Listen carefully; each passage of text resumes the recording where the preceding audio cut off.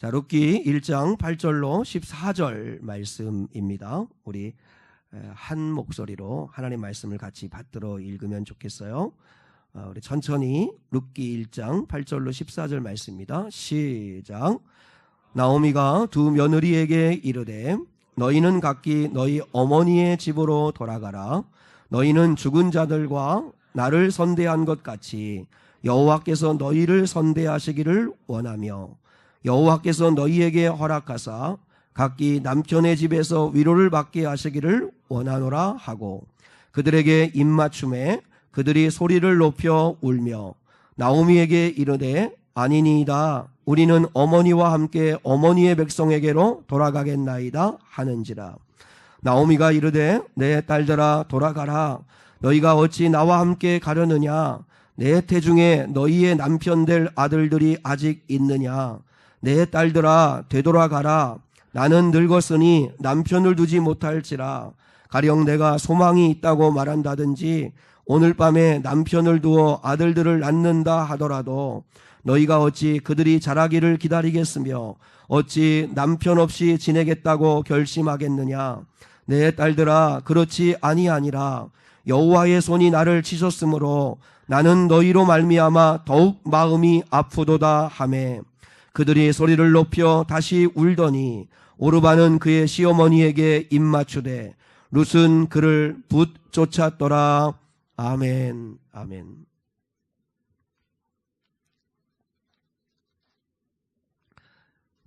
저를 봐주시면 감사하겠습니다. 선택이라고 하는 제목으로 오늘 하나님 말씀을 함께 나누겠습니다. 시어머니가 납치가 되었대요. 시어머니 납치가 되었는데 이제 며느리에게 유괴범들이 전화를 했습니다. 어머니를 풀어주는 조건으로 1억 원을 당장 송금을 하라 하는 거였습니다. 근데 이상하게 며느리가 아무런 대답도 대꾸도 하지 않더라는 거죠. 그래서 유괴범이 이제 눈치를 빨리 채고 그렇게 이야기를 했답니다. 당장 1억 원을 보내지 않으면 시어머니를 네 집 앞에다 풀어놓겠다.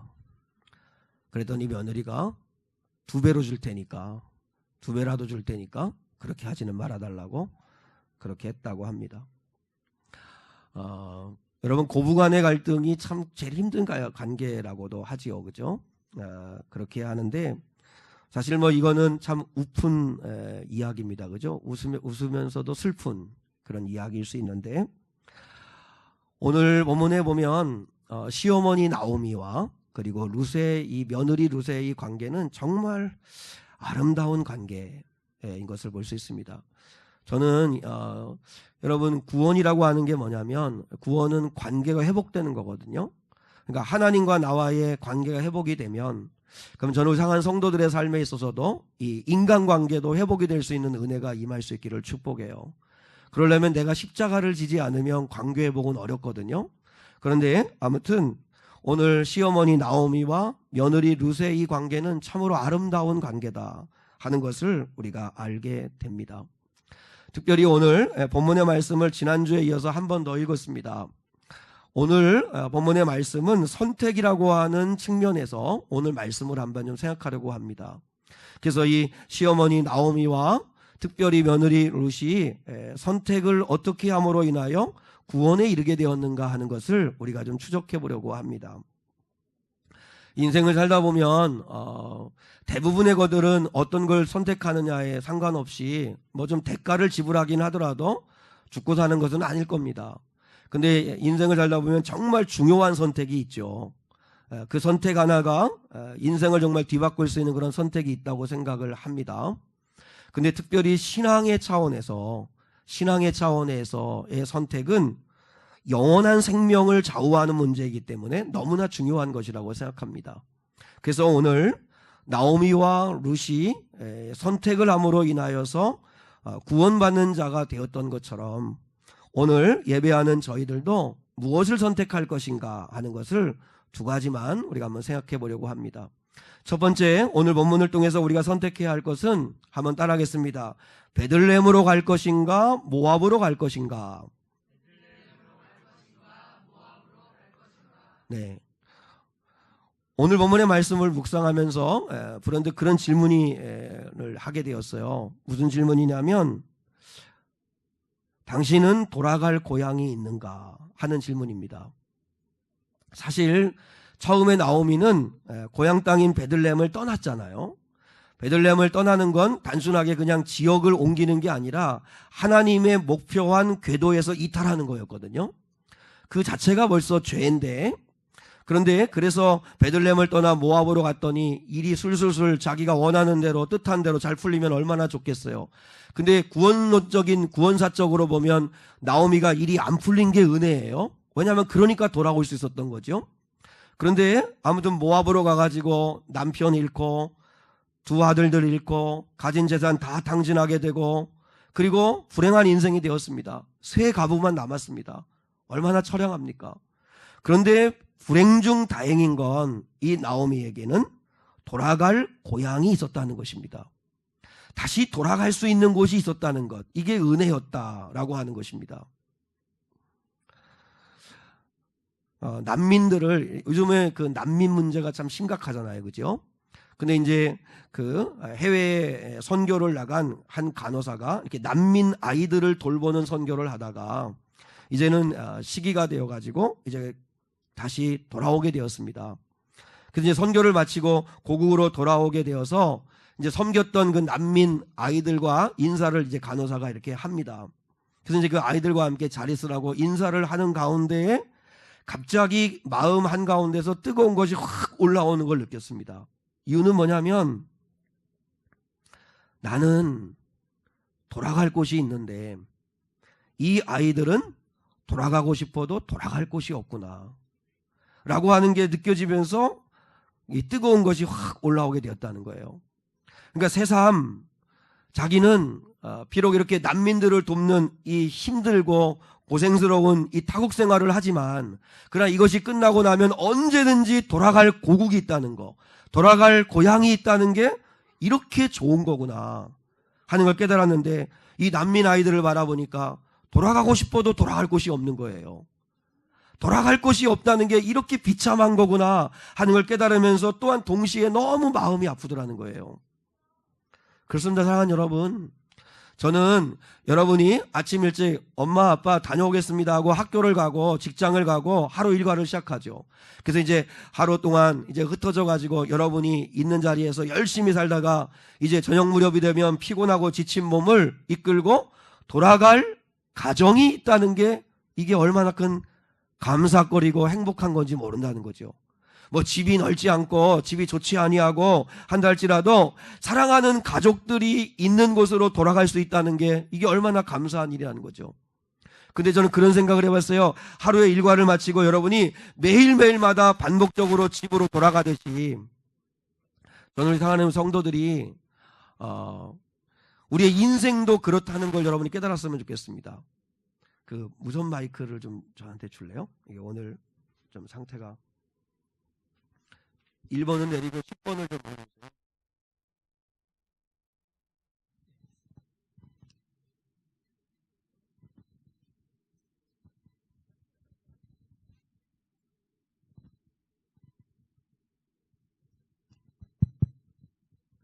네.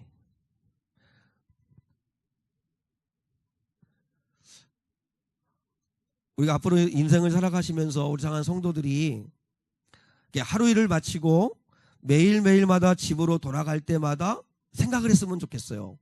뭘 생각했으면 좋겠냐면 내가 인생을 마치고 난 다음에 그게 70년, 80년, 90년, 100년의 삶을 마치고 난 다음에 매일매일 내가 사랑하는 가족이 있는 그 집으로 돌아가듯이 나는 돌아갈 천국이 있는가? 나는 돌아갈 고향이 있는가? 내 영혼이 돌아가야 할 곳은 어디인가를 한번 생각하면서 봤으면 좋겠어요. 이 땅의 삶을 마치고 난 뒤에는 반드시 우리는 돌아가야 합니다. 근데 그 돌아갈 곳은 둘 중 하나입니다. 천국이냐 지옥이냐 하는 둘 중에 하나입니다. 나는 돌아갈 천국을 정말 믿고 살고 있나? 나는 돌아갈 천국을 나는 확신하고 있는가? 하는 것을 우리가 생각하면 좋겠습니다. 나오미가 처음에는 선택을 잘못해서 모압으로 갔다가 실패하고 소중한 것들을 다 잃었지만, 그러나 불행 중 다행인 것은 돌아갈 고향이 있었다는 거죠. 돌아갈 고향. 다시 베들레헴으로 돌아오잖아요. 그럼 사랑하는 성도 여러분, 베들레헴으로 돌아온다는 게 무슨 뜻일까요? 베들레헴이라는 것이 무엇을 의미하는 걸까요? 베들레헴을 오늘 우리에게 적용하면 우리가 이 땅을 사는 동안에는 교회를 말하는 거고, 그리고 이 땅을 떠나고 난 뒤에는 돌아갈 것은 천국을 이야기하는 것입니다. 여러분, 베들레헴이라고 하는 뜻이 뭐지요? 베들레헴, 떡집이라는 뜻이요. 떡집. 떡이 있는 집입니다. 떡은 성경에서 항상 하나님의 말씀을 의미하고 하나님의 양식을 의미하는 곳이죠. 그러니까 오늘날 왜 베들레헴이 교회가 될 수 있을까요? 우리가 인생을 살다가 주일날이 되면 수요일이나 또 금요일이나 아니면 새벽 예배 시간에도 이렇게 하나님 아버지 앞에 나와서 예배하는 것은 말씀을 먹기 위함 아닙니까? 나오미는 떡집을 떠났었습니다. 근데 하나님은 이 땅에서 우리들이 힘들고 지칠 때마다 하나님께 돌아오라고 준비해 놓으신 것이 교회입니다. 교회. 그래서 오늘 이 시간에 여러분이 교회로 나와서 하나님을 찬양하고 하나님의 말씀을 듣고 그리고 다시 은혜를 경험하는 거죠. 베들레헴은 은혜의 집입니다. 은혜의 집. 하나님께로 돌아오기만 하면 하나님은 용서하시고 새롭게 하시고 은혜와 자비를 베푸시는 하나님이시라는 것을 믿을 수 있기를 축복합니다. 여러분, 은혜라는 게 뭔지 아세요? 세상은 100번 잘하다가도 한 번 잘못하면 아웃입니다. 그런데 은혜라고 하는 건 100번 잘못하다가도 한 번 예수님께로 돌아오기만 하면, 그거 한 번 잘하면 그러면 모든 걸 용서하시고 품어주시는 게 그게 하나님이요, 하나님은 은혜의 하나님이라는 겁니다. 그러니까 우리가 어떤 삶을 살았든지 돌아오기만 하면, 베들레헴으로 돌아오면 그러면 거기에는 은혜가 넘치고 그 다음에 말씀이 선포되어지는 곳이기 때문에 회복이 될 수 있다는 거죠. 여러분, 우리는요 돈만 있으면 행복할 것 같이 생각을 합니다. 그렇지 않습니다. 요즘에 그 대한항공의 그 사건을 보면서 어떤 분이 SNS에 그렇게 글을 올렸다고 그래요. 재벌이 부럽지 않은 건 당신이 처음이다, 이렇게 이야기했대요. 그 한진그룹의 그 회장인 그분을 보고. 왜냐하면 부인도 아주 무서운 부인이죠. 두 딸들도 아주 무서운 딸들이죠. 모르면 신문 좀 보세요. 무슨 말인지 제가 모르면. 그러니까 재벌이 부럽지 않은 건 그 사람이 처음이었다고 이렇게 얘기하는데, 재벌은 여러분 좋을까요? 현대를 세운 정주영 회장이 있지만 그 정주영 회장의 사랑하는 두 아들이 여러분 투신 자살했습니다. 그리고 제일 돈이 많은 사람이 이건희 회장이라고 하는데 그의 재산 보유가 한 50조 원이 된다고 하는데, 우리가 상관없는 겁니다만은 50조 원인데 그 이병철 회장이 그 첫째가 아닌 셋째 아들인 이건희 회장을 후계자로 삼았죠. 근데 그때 후계자로 삼을 때 첫째 아들이 내 몫인 1,200억 원을 달라 할 때 그때 이건희 회장의 그 재산이 50조 원이었다고 그래요. 그럼 우리 같으면 형이잖아요. 형제잖아요. 그리고 자기가 삼성그룹을 이어받았으니까 뭐 이제 됐다 싶어서 1,200원은 1,200원이래. 1,200억 원은 그냥 떼줄 수도 있는데, 여러분 우리나라에서 제일 무서운 로펌이 삼성 로펌이라고 하더라고요. 그러니까 그 대단한 사람들이 재판에서 결국 이겨가지고 1,200억도 안 줬어요. 그런데 그 삼성그룹의 이건희 회장은 행복할까요? 사랑하는 딸이 미국에서 자살했습니다. 그러면 돈이 많다고 행복한 건 아닌 것 같아요.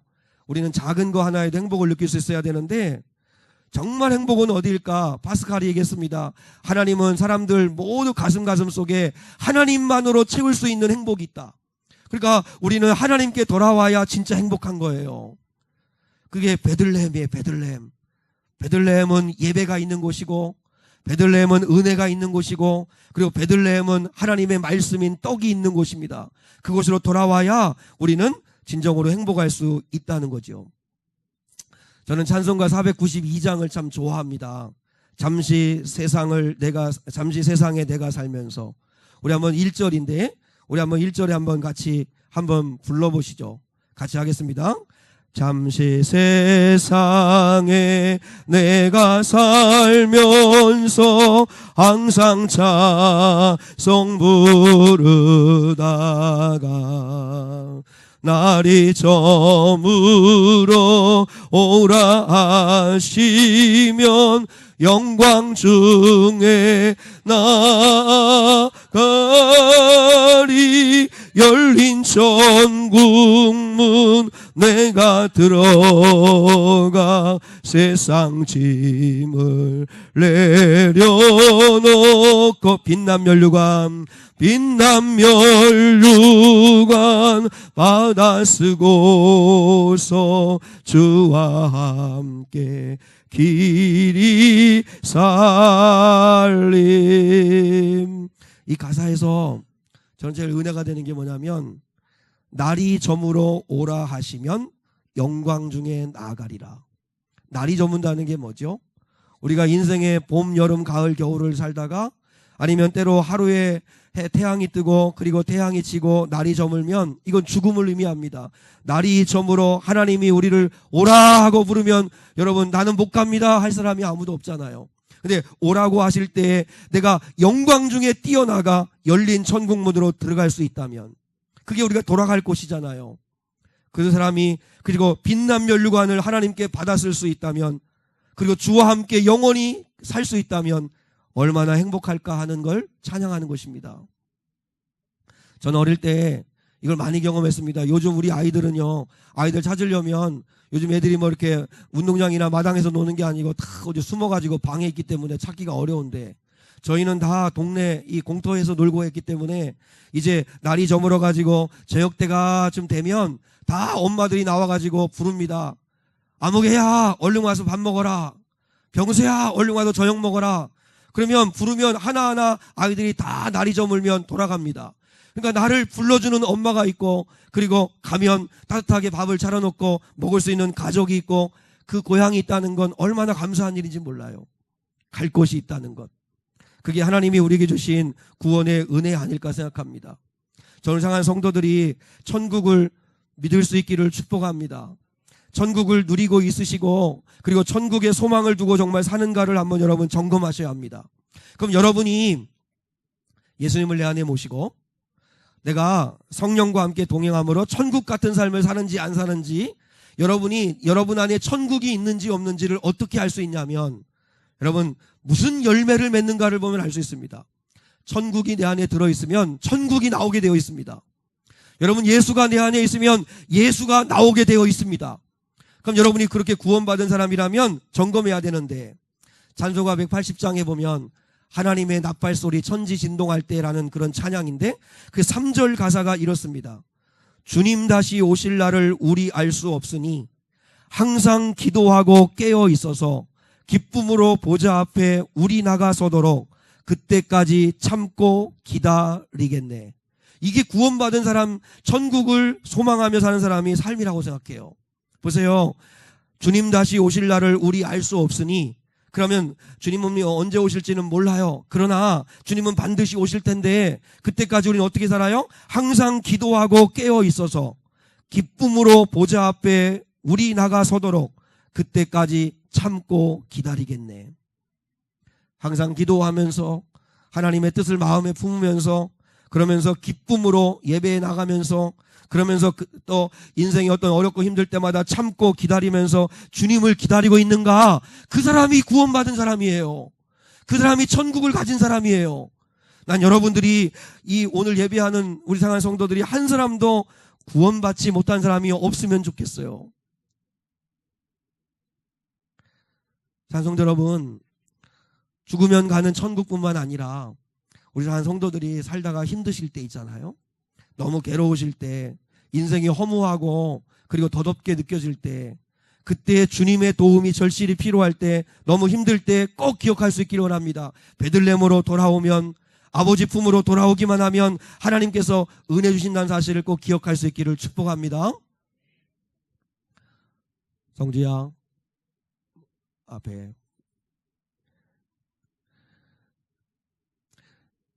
예수님을 믿고 돌아갈 천국이 분명히 있는 사람은 저는 그렇게 생각합니다. 사나 죽으나 아무 두려움이 없다고 생각합니다.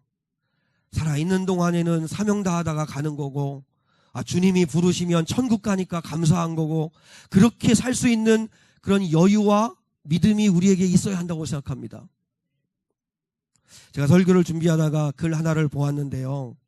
삶이 힘들다 괴롭다 할 것이 아니라 천국을 확신하고 갈 곳이 분명한 사람은 이 땅에 사는 동안도 주어진 모든 삶을 감사와 기쁨으로 받아들이고 살 수 있다는 것을 깨달았습니다. 여러분, 이 글은 36세의 나이로 세상을 떠난 샬럿 키틀리라고 하는 그 어머니가, 그 젊은 어머니가 죽기 직전에 자기 블로그에 올린 마지막 글입니다. 이 샬럿이라고 하는 이 어머니는 대장암 4기 진단을 받았습니다. 종양을 제거하기 위해서 2번의 큰 수술을 받았고, 그리고 25차례의 방사선 치료와 39번의 끔찍한 화학요법을 견뎌내었지만 결국은 죽고 말았습니다. 근데 그분이 이렇게 글을 썼습니다. 살고 싶은 날이 참 많은데 저한테 허락되지가 않네요. 내 아이들 커가는 모습도 보고 싶고 남편에게 못된 마누라가 되어 함께 늙어보고 싶은데 그럴 시간을 안 주네요. 못된 마누라나 못된 서방이 있다 할지라도 감사할 수 있기를 축복합니다. 죽음을 앞두니 그렇더라고요. 매일 아침 아이들에게 일어나라고 서두르라고 이닦으라고 소리소리 지르는 나날이 행복이었더군요. 딸 아이 머리도 따줘야 하는데 아들 녀석 잃어버린 레고의 어느 조각이 어디에 굴러 들어가 있는지 저만 아는데 앞으로는 누가 찾아줄까요? 6개월 시한부 판정을 받고 22개월을 살았습니다. 그렇게 1년 보너스를 얻은 덕에 아들 초등학교 입학 첫날 학교에 데려다주는 기쁨을 누리고 떠날 수 있게 됐습니다. 녀석의 첫 번째 흔들거리던 이빨이 빠져 그 기념으로 자전거를 사주러 갔을 때는 정말 행복했습니다. 보너스 1년 덕에 30대 중반이 아니라 36살이니까 30대 후반까지 살고 가네요.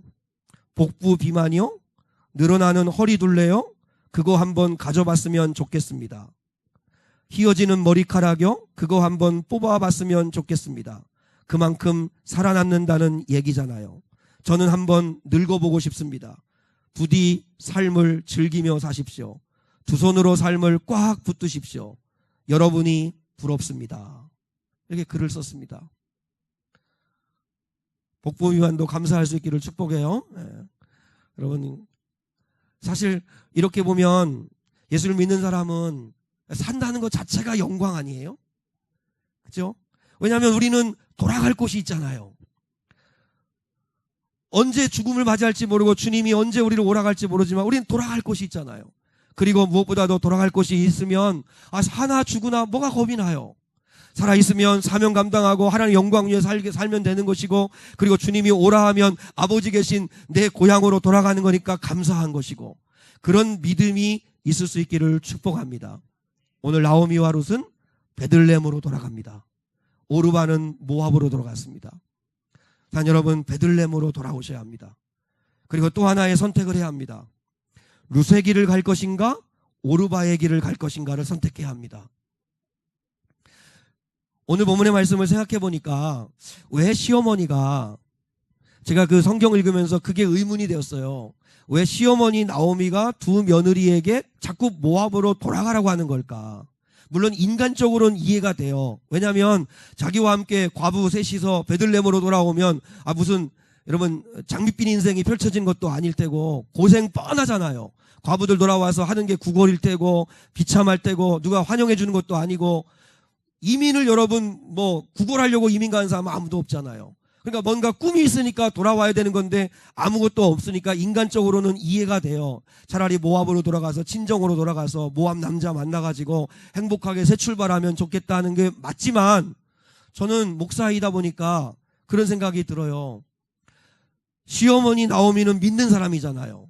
그러면 믿는 사람인데 모압으로 돌아가라는 이야기는 신앙을 떠나서 다시 옛 신앙으로 돌아가라는 거예요. 자, 두 며느리에게 모압 땅으로 돌아가라는 말의 뜻이 뭔가 15절에 있습니다. 우리 읽지 않았지만 말씀 한번 15절 보실래요?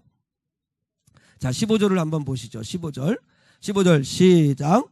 나오미가 또 이르되 보라, 내 동서는 그의 백성과 그의 신들에게로 돌아가나니 너도 너의 동서를 따라 돌아가라 하니.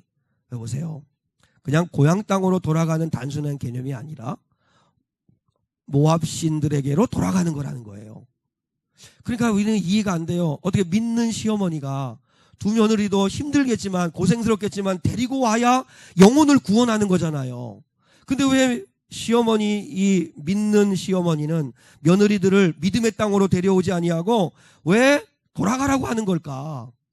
구원론적으로 볼 때는 베들레헴으로 돌아와야, 데리고 와야, 그래야 그 며느리들도 구원받는 건데 왜 그렇게 하는 걸까? 그게 의문이었어요. 인간적으로는 충분히 이해가 되지만 우리는 인간적으로만 해결할 수 있는 건 아니잖아요. 그게 생각하다가 하나 깨달은 게 뭐냐면, 시어머니 나오미가 이렇게 한 건 두 며느리가 자유의지로 스스로 선택하게 하기 위함이었습니다. 아무리 좋은 구원이라도 사실요, 우리 여기 우리 아이들도 있고 아이도 있고 뭐 조카도 있고 또 우리 중고등부 아이들도 있지만 정말 구원이 좋고 또 천국이 좋고 그리고 이왕이면 예수를 참 믿는 청년이 되어가지고 이 세상에서 하나님을 기쁘시게 하는 영광도 있는 우리 아이들이 되기를 너무 원하지요. 그러나 이 구원의 길이 너무 좋지만 억지로 할 수는 없잖아요. 억지로. 어릴 때는 이 아이들이 좀 어리니까 부모의 말에 순종해서 교회 잘 다닙니다. 근데 이제는 좀 생각이 크고 이제는 좀 되면 내가 왜 교회 가야 되느냐고, 내가 왜 엄마 아빠가 하라는 대로 해야 되는 거냐고, 나 교회 가기 싫다고 이게 반항할 때가 또 오기도 해요. 그러니까 어차피 한 번은 이 교회를 다니거나 예수를 믿는 이 구원의 문제는 반드시 본인 스스로 선택해야 될 때가 온다는 거죠. 두 며느리에게 그 기회를 주는 거예요. 선택하라는 거예요. 베들레헴으로 돌아갈 건지 모압으로 돌아갈 건지 선택하라는 거예요. 여러분, 부모님이 자녀들에게 해줄 수 있는 건 믿음을 억지로 집어넣을 수는 없습니다. 대신에 해줄 수 있는 건 뭐냐면 하나님을 만날 수 있는 기회를 자꾸 제공해 줘야 합니다. 여러분, 왜 예배드리라고 하죠? 예배 시간에 나와서 하나님을 만날 수 있는 기회를 갖는 거죠. 수련회 왜 가야 되고 왜 집회 좀 참석하라고 그러고 왜 모임에 오라고 하는 거죠? 그래서 그걸 기회로 해가지고 주님을 좀 만나보라고, 주님을 만날 수 있는 기회를 자꾸 주려고 하는 거죠. 근데 여러분, 14절에 보니까 오르바는 어머니와 작별 인사하고 모압으로 돌아갔습니다. 그러나 룻은 끝까지 시어머니를 붙쫓았다. 바짝 붙잡았다. 쫓았다라고 그렇게 말씀하고 있습니다. 결국 두 며느리의 길이 달라졌습니다. 룻의 길, 오르바의 길로 갈라섰습니다. 인간적으로 보면 룻의 길이 훨씬 더 고통스럽고 힘들 겁니다. 베들레헴으로 돌아오면 과부 둘이서 산다는 삶은 뻔합니다. 그럼에도 불구하고 무슨 소망이 있는 것도 아닙니다. 뭐 좋은 신랑을 만날 거라는 기대도 없습니다. 그럼에도 불구하고 룻의 길은 영원한 생명의 길이고 구원받는 길이었다는 걸 여러분 믿을 수 있기를 축복합니다. 그러나 오르바는 친정으로 돌아가면 잘 먹고 잘 살 겁니다. 그리고 모압의 남자 만나서 새 출발할 겁니다. 가정 이루어서 편안하게 먹고 살 겁니다. 그러나 오르바의 길은 사망의 길입니다. 하나님이 없는 길이고 그리고 영원한 심판의 길일 겁니다. 하나님은 오늘 예배하는 저와 여러분에게 자유의지로 선택하게 하십니다. 사실요, 교회는 억지로 할 수 없잖아요. 오늘 오후에도 윷놀이가 있으니까 좀 참여하십시오 해도 여러분을 억지로 내가 붙잡아 놓을 수는 없잖아요. 여러분 윷놀이 안 하고 또 바빠서 가신다고 하는데 뭐 눈을 부라리고 가다가 참 큰일이나 당해라 뭐 이렇게 할 수는 없잖아요. 다 마음은 있지만 그렇게 못하잖아요, 표현은. 그러니까 교회는 다 자발적인 거잖아요. 자발적으로 예배에 참석하길 바라고 자발적으로 헌신하기를 바라고. 왜 근데 그게 맞는 거냐면 하나님은 자유의지를 가지고 우리가 자발적으로 하나님을 선택하길 바라세요. 하나님은 억지로 하는 걸 기뻐하지 않으세요. 사람 의식해서 하는 걸 하나님은 기뻐하지 않으세요. 여러분, 왜 아담과 하와에게 죄를 지을 수 있는 선악과를 따먹을 수 있는 자유까지 주셨을까요? 네가 스스로 선택하라는 거예요. 하나님이 무서워서, 이러다가 하나님 내가 벌 받지, 무서워서 두려워서, 그래서 알 수 없이 선택하는 건 난 싫다. 나는 네 마음을 원한다. 난 네 마음을 원한다. 여러분, 하나님이 제일 기뻐하시는 게 뭔지 아세요? 하나님이 좋아서, 하나님이 너무 좋아서, 하나님을 사랑해서, 그래서 스스로 선택하는 걸 하나님은 가장 기뻐하세요. 전 여러분이 예배를 드리든 헌금을 하시든 아니면 앞으로 신앙생활 하시든 무엇을 하든지, 여러분 하나님 아버지 앞에 여러분에게 다 하나님은 자유의지를 주셨어요.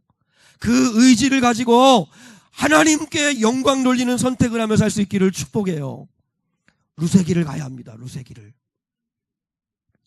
우리 마태복음 요즘 그 말씀 큐티하고 있지요. 마태복음 10장에 보면 예수님이 제자들에게 솔직하게 이야기를 하세요. 사랑하는 여러분, 예수님은요 자기들을 따르는 제자들한테 빈말하지 않았습니다. 나를 따르면 쉽다, 이거는 형통한 길이다, 복받는 길이다, 그러니 와라, 그렇게 달콤한 말씀하지 않았습니다. 꽃길이라고 말씀하지 않았습니다. 십자가 길이라고 말씀했습니다. 예수님은 마태복음 10장 읽어보세요. 그 마태복음 10장을 제자장이라고 그러는데, 제자들에게 하는 말씀을 여러분 보세요. 주님은 야, 이런 말씀 해가지고 제 아들이 과연 따라가 할까 하는 것까지도 말씀을 하세요. 자, 우리 이제 마태복음 10장의 말씀 한번 찾아보고 말씀의 결론을 이제 맺겠습니다. 마태복음 10장 한번 찾아보시죠. 마태복음 10장.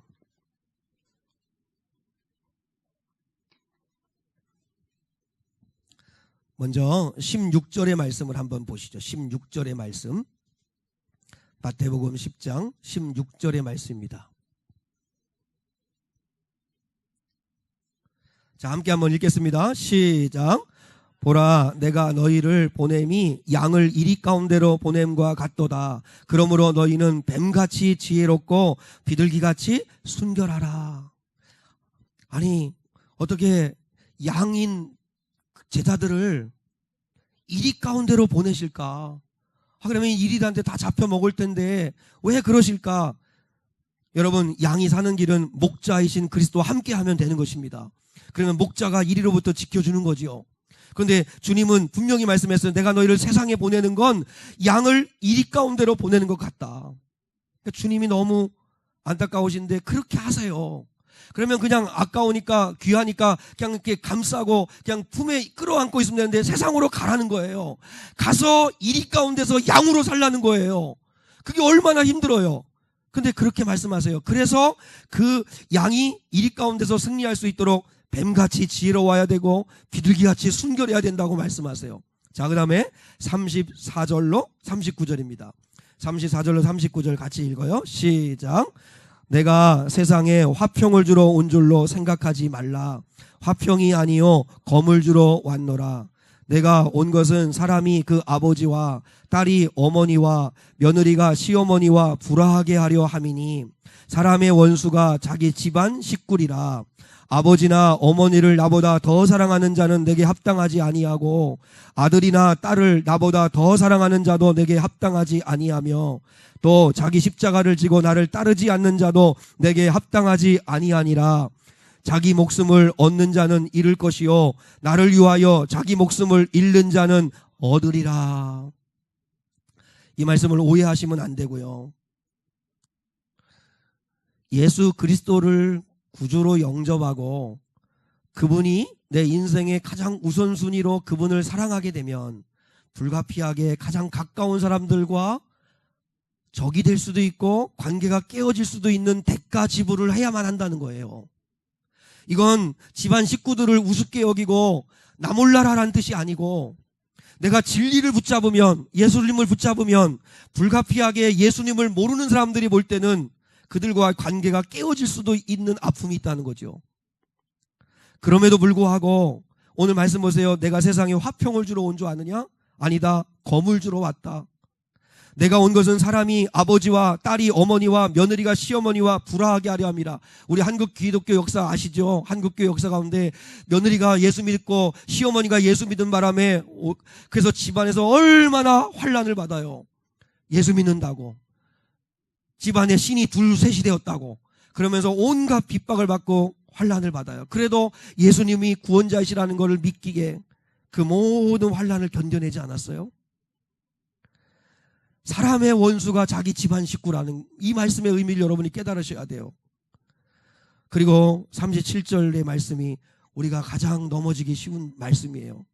아버지나 어머니를 나보다 더 사랑하는 자는 내게 합당하지 아니하고 아들이나 딸을 나보다 더 사랑하는 자도 내게 합당하지 아니하다. 여러분 이걸 가지고 화내실 필요 없어요. 여러분 나는 그러면 우리 엄마 아버지보다도 내 자녀들보다도 그래서 그 자녀들을 버리라 내팽개치라 하는 뜻이 아니고 주님을 가장 우선순위로 사랑해야 된다는 말씀을 하시는 거죠. 그렇지 아니하고는 주님의 제자가 될 수 없다는 거예요. 근데 우리는요 주님을 믿는다고 하고 사랑한다고 하면서도 실상은 아버지나 어머니를 더 사랑하고 자식들을 그렇게 끔찍이 사랑하고 자기를 그렇게 사랑하고 자기를 부인하지를 않잖아요.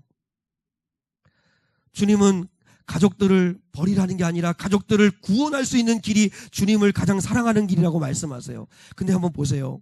주님이 이렇게 말씀하시면 야 어렵다. 아니 어떻게 이렇게까지 하면서 주님을 따를 수 있냐. 난 못하겠다. 근데 주님은 솔직하게 다 말씀하셨어요. 왜요? 대가지불 없이 나를 따라올 수 없다는 거죠. 그리고 부모님과 자녀들이 소중하지만 주님보다 우선적으로 사랑해서는 나의 제자가 될 수 없다고 주님은 분명히 말씀하시는 거예요. 주님 말씀하시는 거예요. 영생을 거저 얻을 수 없다는 거예요. 영생의 길은 좁은 길이라고 하시는 거예요.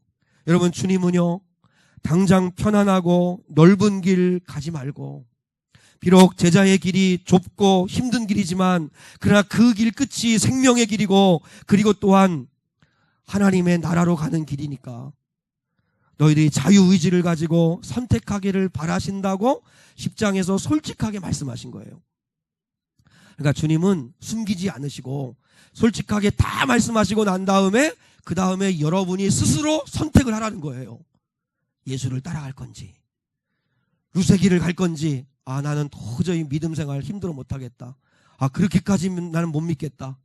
그러면 오르바의 길로 가든지 그건 여러분의 선택이지만 그러나 그 선택의 결과는 분명히 다르다는 거예요. 오르바는 구원받지 못했고 룻은 구원받았다는 거죠.